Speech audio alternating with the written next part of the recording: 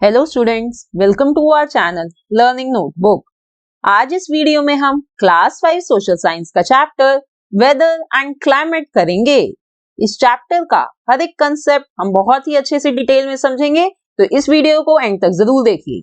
Students, हम learning notebook channel पर class 5 social science का पूरा सिलेबस कवर करने जा रहे हैं, तो इस वीडियो को तो देखें ही, साथ साथ हमारे चैनल लर्निंग नोटबुक को अभी सब्सक्राइब करें।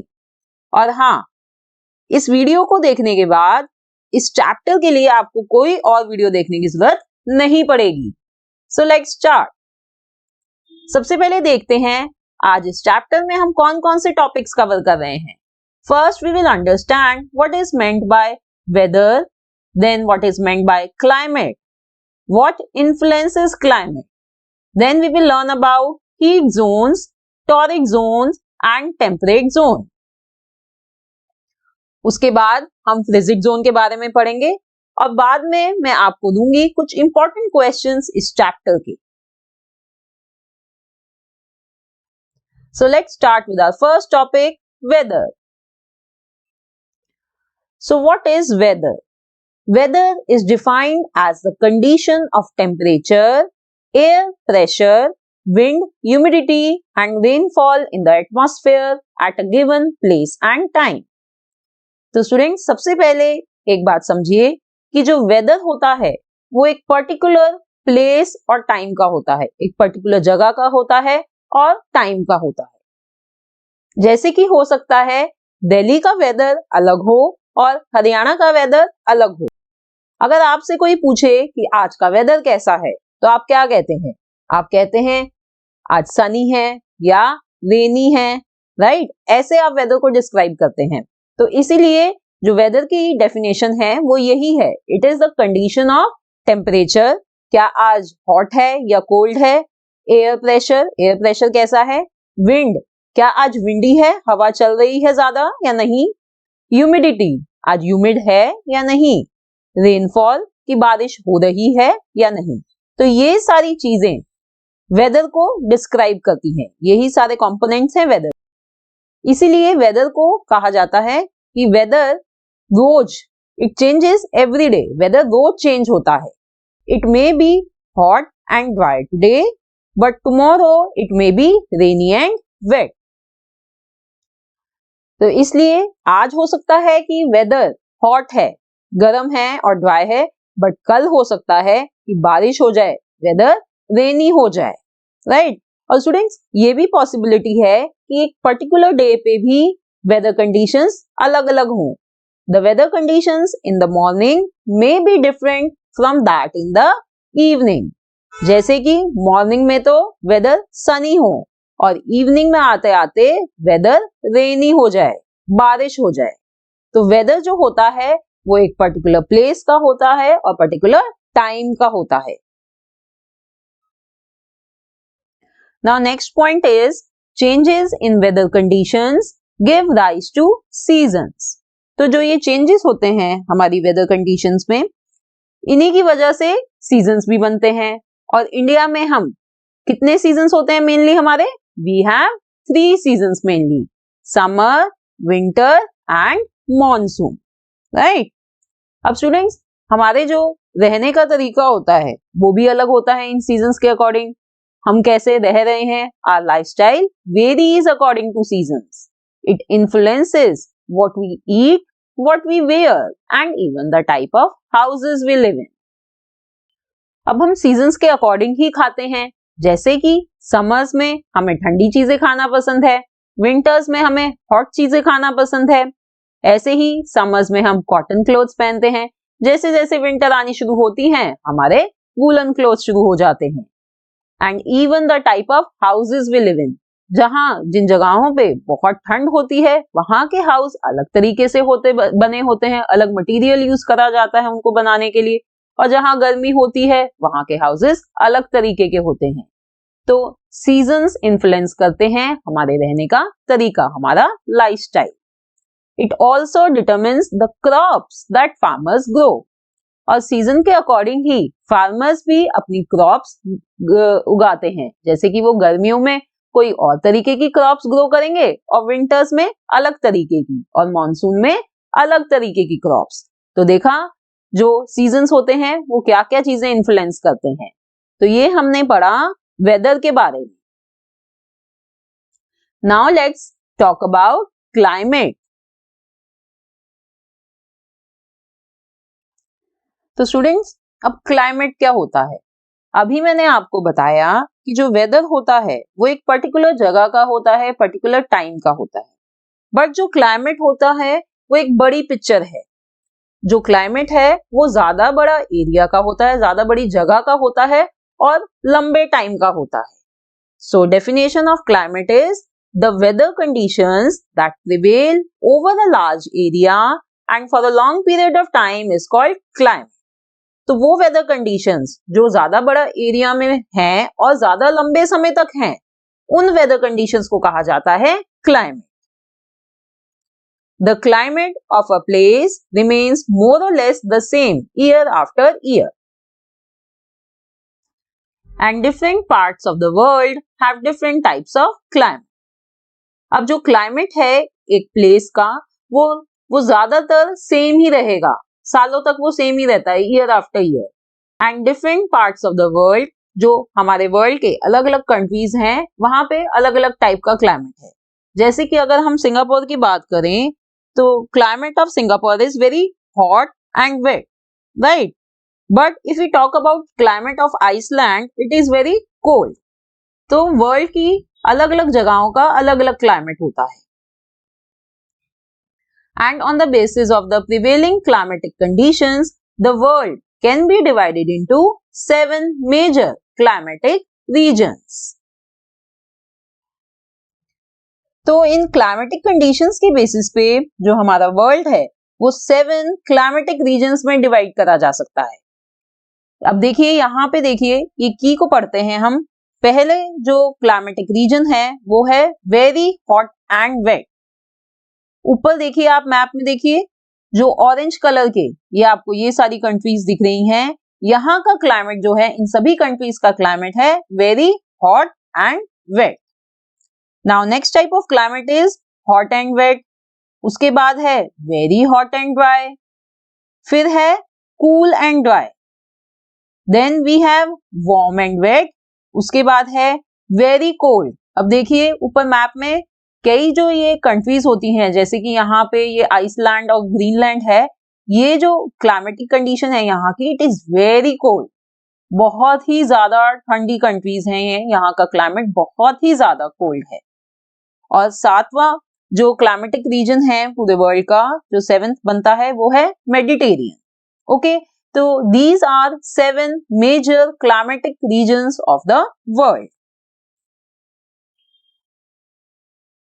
तो अभी हमने पढ़ा कि क्लाइमेट क्या होता है। Now our next topic is what influences climate. Students, there are many factors which influence the climate. बहुत सारे फैक्टर्स हैं जो हमारे क्लाइमेट को इन्फ्लुएंस करते हैं। आइए उन फैक्टर्स को एक एक करके समझते हैं। पहला फैक्टर है distance from the equator. Equator से कितने डिस्टेंस पर है। The rays of the sun fall on the surface of the earth. जो सन की रेज होती हैं वो हमारी अर्थ की सरफेस पर आती हैं, गिरती हैं।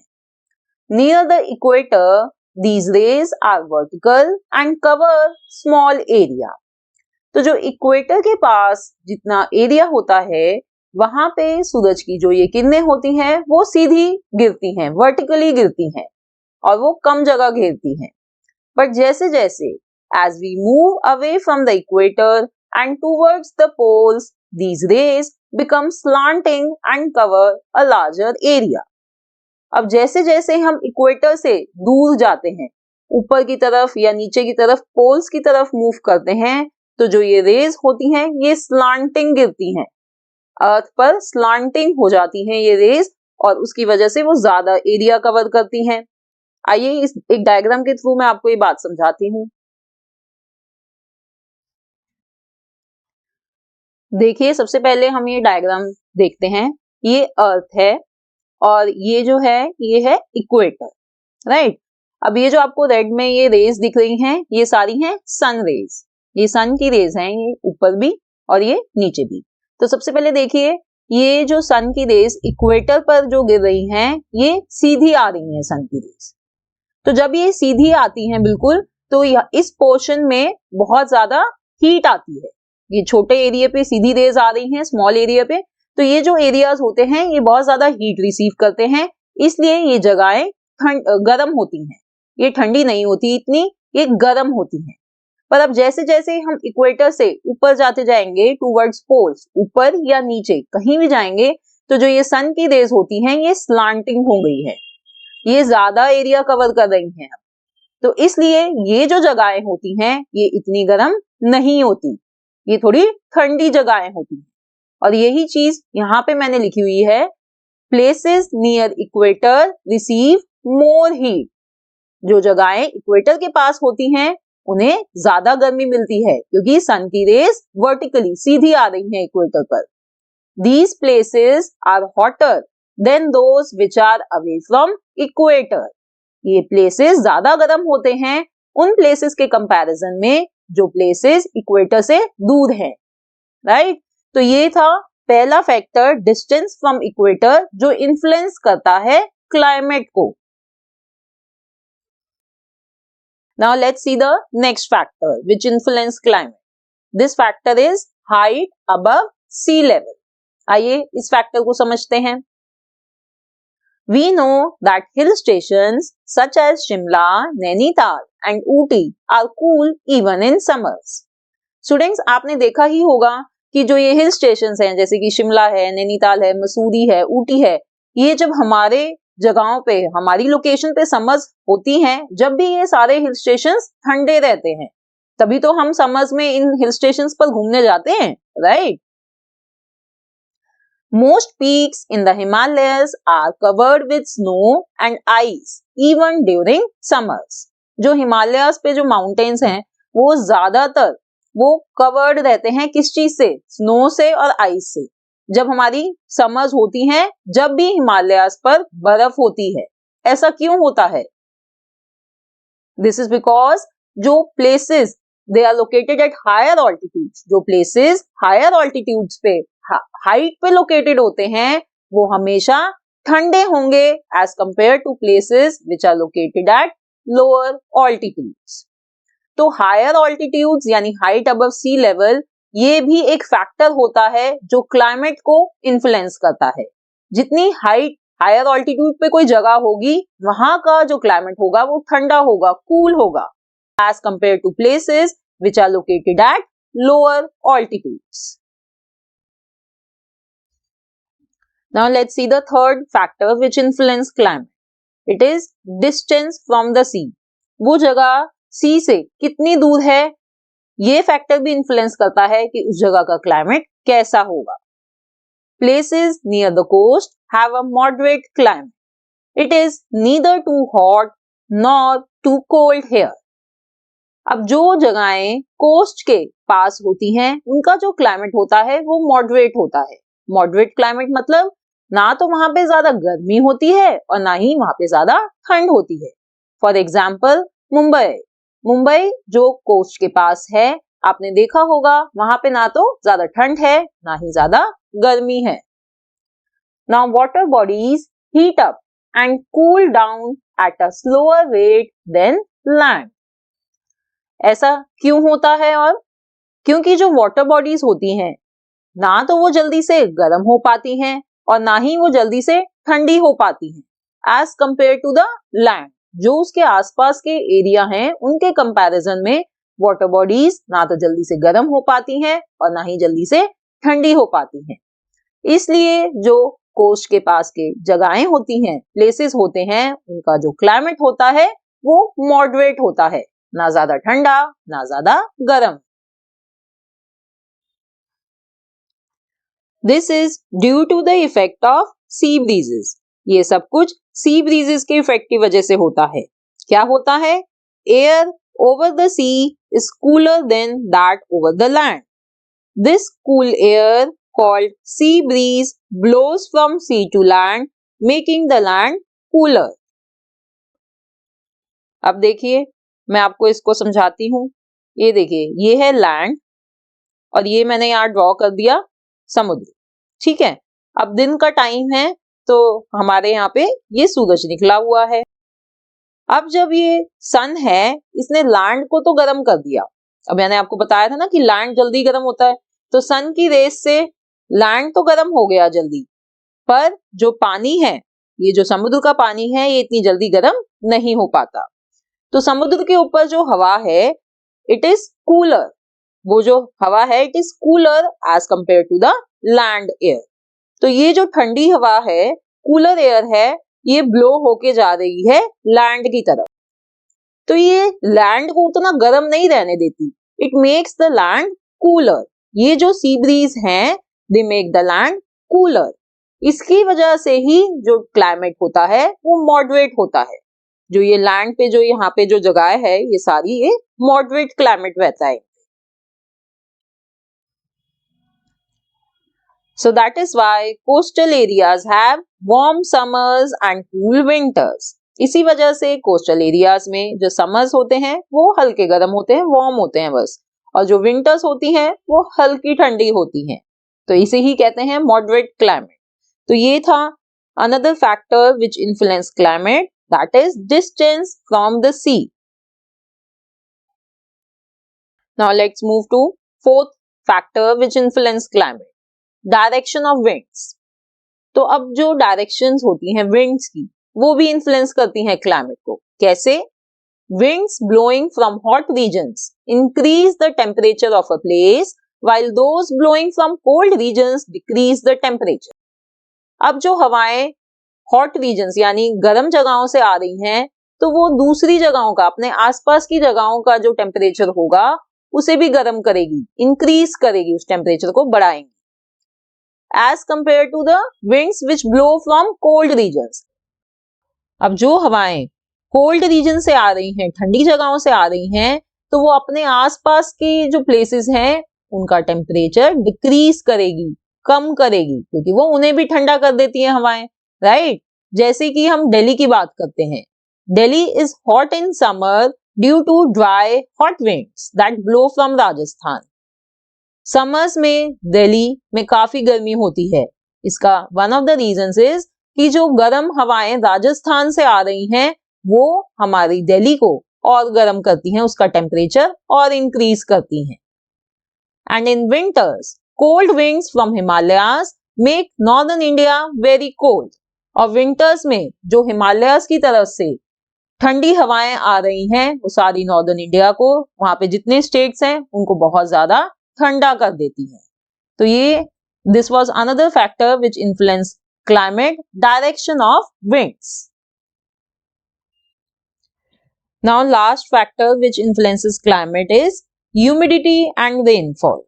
अब ह्यूमिडिटी क्या होती है स्टूडेंट्स? मॉइस्चर और water vapour present in the air is called humidity. जो मॉइस्चर प्रेजेंट होता है हवा में, जो वाटर वेपर प्रेजेंट होता है हवा में, उसे कहते हैं ह्यूमिडिटी। ये ह्यूमिडिटी इफेक्ट करती है रेनफॉल को। Humid air causes rainfall. Places near the equator are hot and humid and receive lot of rainfall. तो जो प्लेसेस इक्वेटर के पास हैं वो गर्म है और ह्यूमिड हैं, इसी वजह से वहां पे बहुत ज्यादा बारिश होती है। पर अगर हम डेजर्ट्स की बात करें तो जो डेजर्ट्स में हवा होती है वो बहुत ड्राई होती है। Air over deserts does not have moisture, dry होती है, उसमें मॉइस्चर नहीं होता। So these places receive very little और नो रेनफॉल। इसी वजह से डेजर्ट्स में बहुत ही कम या बिल्कुल भी बारिश नहीं होती है। तो स्टूडेंट्स, ये हमने पढ़े 5 factors which influence climate. Okay, पहला फैक्टर था distance from equator, then height above sea level. Third factor was distance from sea, then direction of winds, and lastly humidity and rainfall. Now let's move to our next topic, which is very important topic, heat zones. The earth is divided into 3 heat zones on the basis of the difference in their temperature. जो हमारी पूरी अर्थ है उसको 3 heat zones में हमने divide करा हुआ है on the basis of the difference in the temperature. कौन कौन सी हीट जोन्स हैं वो 3? First heat zone is torrid zone, second is temperate zone, and last one is frigid zone. Let's understand each of these zones one by one. First, we will learn about torrid zone. Students, torrid zone को tropical zone भी कहा जाता है. Okay? The torrid zone lies on both sides of the equator between the Tropic of Cancer and Tropic of Capricorn. एक diagram देखते हैं. ये हमारी अर्थ है और ये यहाँ पे ये इक्वेटर है. ये है अपना ट्रॉपिक ऑफ कैंसर और ये है ट्रॉपिक ऑफ कैप्रिकॉर्न. अब यहाँ इन दोनों के बीच में जो ये सारा एरिया है ये कहलाती है torrid zone. This is torrid zone, जिसे ट्रॉपिकल जोन भी कहा जाता है. अब टॉरिड जोन का क्लाइमेट कैसा होता है? Here the climate is hot and humid throughout the year because direct sun rays fall over it. तो ये जो सारा टॉरिड जोन का एरिया है, ये यहाँ का जो क्लाइमेट होता है वो गर्म होता है, हॉट एंड ह्यूमिड रहता है पूरा साल, क्योंकि जो सन की रेज होती हैं वो यहाँ पे डायरेक्ट आती हैं, सीधी रेज आती हैं. ये अभी हमने पहले भी पढ़ा था कि जो इक्वेटर के आसपास के एरियाज होते हैं वो गर्म होते हैं. तो ये था torrid zone. Now next zone is temperate zone. अब temperate zone कहाँ होती है? The areas lying between the torrid zone and the frigid zone in both the hemispheres are called temperate zones. तो जो एरिया torrid zone और frigid zone के बीच में होते हैं, दोनों ही हेमिस्फेयर में, उन्हें कहा जाता है temperate zone. अब मैंने आपको टॉरिड जोन तो समझा दिया है. अब टेम्परेट जोन समझने के लिए फ्रिजिड जोन भी हमें समझना पड़ेगा पहले. तो फ्रिजिड जोन के लिए देखते हैं. देखिए नेक्स्ट ये होता है यहाँ पे circle which is known as arctic circle, और साउथ में होता है ये अंटार्कटिक सर्कल. राइट. तो ये जो आर्कटिक सर्कल ये जो सारा होता है ये कहलाता है नॉर्थ फ्रिजिड जोन, और साउथ में जो अंटार्कटिक सर्कल का एरिया होता है वो कहलाता है साउथ फ्रिजिड जोन. राइट. अब जो टेम्परेट जोन है वो यहाँ पे है, ये इन दोनों के बीच में, इधर भी नीचे भी, दोनों ही हेमिस्फेयर में, सदर्न हेमिस्फेयर में भी है और नॉर्दर्न हेमिस्फेयर में भी है. ये है टेम्परेट जोन. नॉर्दर्न हेमिस्फेयर की कहलाती है नॉर्थ टेम्परेट जोन और सदर्न हेमिस्फेयर की कहलाएगी साउथ टेम्परेट जोन. ठीक है. तो ये जो ग्रीन में है दोनों जगह पे, ये है हमारी टेम्परेट जोन्स. अब टेम्परेट जोन में कैसा क्लाइमेट होता है? It is neither very hot nor very cold here, as these zones are away from equator and also from the poles. तो यहाँ पे जो क्लाइमेट होता है ना तो वो ज्यादा गर्म होता है और ना ही ठंडा होता है, मॉडरेट क्लाइमेट होता है. क्यों? क्योंकि ये जो जोन्स हैं ये इक्वेटर से भी दूर है और ये पोल से भी दूर है.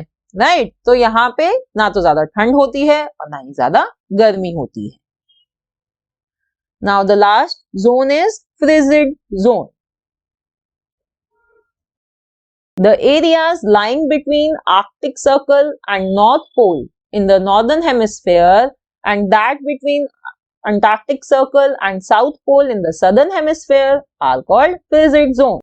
तो ये मैंने अभी आपको पीछे दिखाया था कि यहाँ ऊपर ये आर्कटिक सर्कल में और नॉर्थ पोल के बीच में जो एरिया होता है वो कहलाता है नॉर्थ फ्रिजिड जोन, और ऐसे ही अंटार्कटिक सर्कल और साउथ पोल के बीच में जो एरिया होता है वो कहलाता है साउथ फ्रिजिड जोन. अब यहाँ पे कैसा क्लाइमेट होता है वो देखते हैं. This zone receives slanting rays of the sun. It remains very cold throughout the year. तो ये जो दोनों जोन्स होती हैं, नॉर्थ फ्रिजिड जोन और साउथ फ्रिजिड जोन, तो यहाँ पे जो सन की रेज होती हैं वो स्लांटिंग होती हैं. राइट. इस वजह से ये जो एरियाज हैं ये बहुत ज्यादा ठंडे रहते हैं सारा साल, थ्रू आउट द ईयर यहाँ पे बहुत ठंड रहती है. Right students. तो ये हमने पढ़ी 3 zones, torrid zone, temperate zone and frigid zone. अब आइए हम करते हैं कुछ इंपॉर्टेंट क्वेश्चंस इस चैप्टर के. First question, The condition of the atmosphere at a given place and time is called dash. Answer is weather. The condition of the atmosphere at a given place and time is called weather. Next, the sun rays fall directly on the areas near the dash. जो sun की rays होती हैं वो directly कहाँ पे directly fall करती हैं? क्या एरियाज जो नॉर्थ पोल के पास होते हैं या इक्वेटर के पास होते हैं, साउथ पोल या अंटार्कटिक सर्कल के पास? यस, आंसर इज इक्वेटर के पास. Third question, the water vapour और moisture present in the air is called dash. क्या कहते हैं उसको? उसको कहते हैं humidity. Let's move to next question. It is hot and humid throughout the year in which zone? अभी मैंने आपको पढ़ाया ये कौन सी जोन में होता है hot and humid climate? Is it temperate, torrid or frigid? Yes, answer is torrid zone, जो इक्वेटर के पास होती है, वहां पे रहता है hot and humid climate throughout the year. Next, the dash of a place does not change over a long period of time. Is it climate, weather, humidity or season? क्या change नहीं होता बहुत लंबे समय तक? Yes, climate. Climate नहीं change होता बहुत लंबे समय तक. Now the last question is, the rays of sun become dash as we move away from equator. जो sun की rays हैं वो कैसी हो जाती हैं जैसे जैसे हम इक्वेटर से दूर जाते हैं? Answer is slanting. वो स्लांटिंग हो जाती है, राइट? तो स्टूडेंट्स, ये था हमारा चैप्टर वेदर एंड क्लाइमेट, जो मुझे यकीन है आपको बहुत अच्छे से समझ आ गया है. इस वीडियो को बार बार देखें और इस चैप्टर को अच्छे से समझें. ये बहुत इंपॉर्टेंट चैप्टर है from exam point of view. And you can also watch other chapters of social science and science of class 5th on our channel Learning Notebook. So see you in the next video. Bye bye.